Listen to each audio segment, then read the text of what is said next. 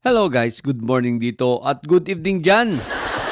Ito, pag-usapan natin etong news, itong press con na ginawa ni Ombudsman Boying Rimulya. Oh, alam nyo na sa mga detractors at mga bully at mga didilis na bobo na walang ginawa kundi tirahin si Kong Martin, idamay si Kong Martin, wala naman silang ebidensya. Eto, maliwanag. Isa sa mga sinabi ron na talagang gumulat sa social media ngayon ay ang nang sabihin ni Ombudsman Boying Rimulya na base sa kanilang mga impormasyon na nakuha, no?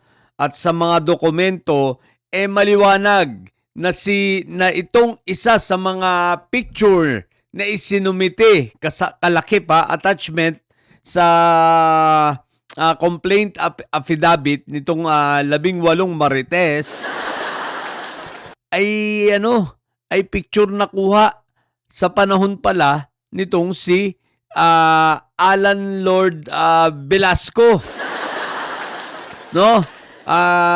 Ibig sabihin, sa mga hindi po nakakakilala kay Velasco, siya po ay dating House Speaker sa panahon ni Fentaboy. Siya yung nakahatian ng termino nitong pareho silang Alan, dalawa silang Alan, si Alan 10K Cayetano. Okay? Naghati sila ng term as House Speaker at syempre batang-bata yan ni Fentaboy. Ngayon, maliwanag ron na yung isang picture ay kuha sa panahon pa nitong si Alan Velasco. Ibig sabihin, tumutugma ito sa pahayag ni Inday Sayad na noon pa man, panahon ng kanyang tatay, naririnig na niya ang mga maletang yan. So, ibig sabihin, ito ay talagang totoo na ang nagsimula ang maletang yan at lumakas ang mga delivery ng maleta sa panahon ni Fentaboy. At synchronize ito Synchronize ito maging sa pahayag nitong mga diskaya sa panahon na nagkaroon ng Blue Ribbon Committee hearing na mismong sila ay umamin, itong diskaya na sila ay nagsimulang lumaki ay 2016 sa panahon ni Fentaboy. At syempre, karugtong pa rin yan at ito pa rin ay pinapatunayan ng pag-amin rin ng diskaya na sila ay nagkaroon ng joint venture, no? O ng pagsososyo sa negosyo, pagsososyo sa project with the CLTG o ang kumpanyang pag-aari ng tatay ni ni Buango. Sabagay, hindi naman obvious na kay Buango yun kasi yung abbreviation ng CLTG ang ibig sabihin nun Christopher Lawrence Tesorugon. O di ba? Mahirap. Hindi, pwede mo lang itangay, hindi kay Bongo yan kasi kay Christopher Lawrence Tesorugon yan. Pero ibig ko sabihin guys so dito talaga lumaki ang mga maletang yan. Nagtuloy-tuloy lang nung after ng 2022. Siyempre, na-establish na nila Isipin mo from 6 years, di ba? From 2016 to 2022, uso na yung mga maletang yan. Di ba? Buti na nga lang talaga at ibinuko ng ating Pangulo. Pero ang punto rito guys, makikita mo rito na sinungaling at si Mike Diferensya na sinasabi niyang wala siyang alam, mukhang malalim talaga ang alam. Ang sabi nga ni Ombudsman, itanong nyo dito kay Mike Diferensya. So ngayon dito lumalabas ang kanilang mga kasinungalingan. Yan ang dahilan kaya takot sila affidavit ng isa-isa. In which ang sabi ni Ombudsman Rimulya, talagang gagawin nila na ipagpapa-affidavit nila ang bawat itong 18 marites ng individual. Individual affidavit ang kanilang kukunin at mukhang papagawin nila at isusupwena ng ombudsman So, yan ang mangyayari. So ngayon, lalo pa silang nalulubog. Lalong nalulubog sa kaiyan, lalong nalulubog sa katarantaduhan nila. At ako'y nagtataka, biglang yung mga didilis na bobo, sabagay, hindi pala dapat natin pagtakan, bobo nga didilis, di ba? Aba, sabi ba naman ang naratibo na nila ngayon ay ang naratibo ni Topak Show.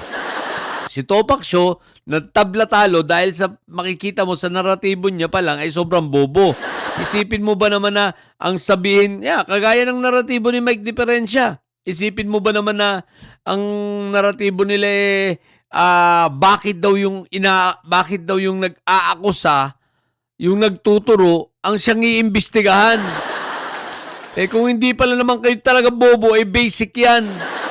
Siyempre, yung nagtuturo, siya muna ang unang tatanungin para malaman kung ano yung mga impormasyon niya at kung gaano katotoo yung kanyang mga impormasyon.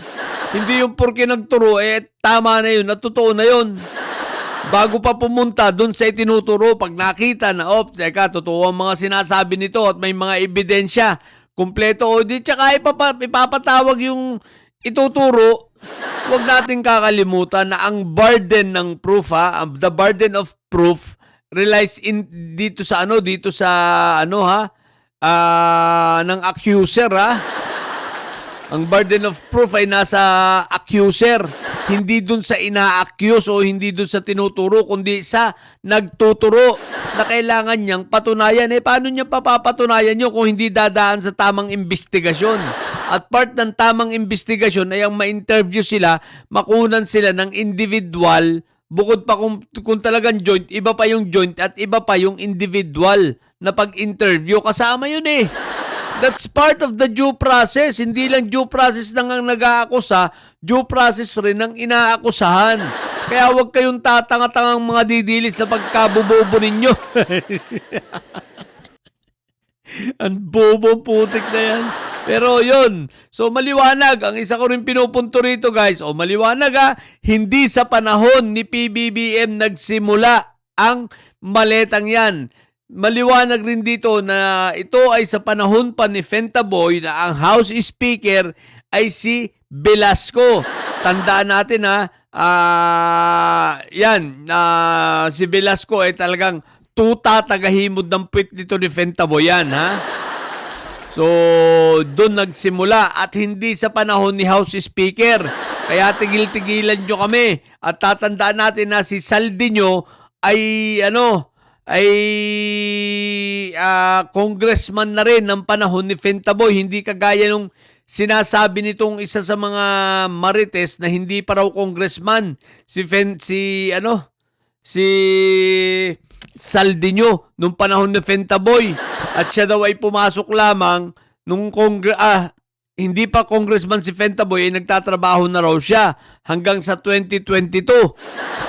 Di ba? Kung di pala naman siya bobo, 2019 congressman na si Saldiño. Di ba? Kaya bistado. So maliwanag sa mga didilis na bobo, ano pa? Ang tagal na, hanggang ngayon, wala pa rin kayong ebidensya labang kay Kong Martin. Puro kayo bintang at chismis, what the heck? Di bali lang. So, ayan tingnan pa natin yung mga susunod na mga mangyayari, okay? So, sa mga bobong didilis dyan at may sayad, ang tatay nyo ay karton. So, manatili kayo mga bobo at may sayad, sapagkat ang may sayad ay laging high blood. Bye!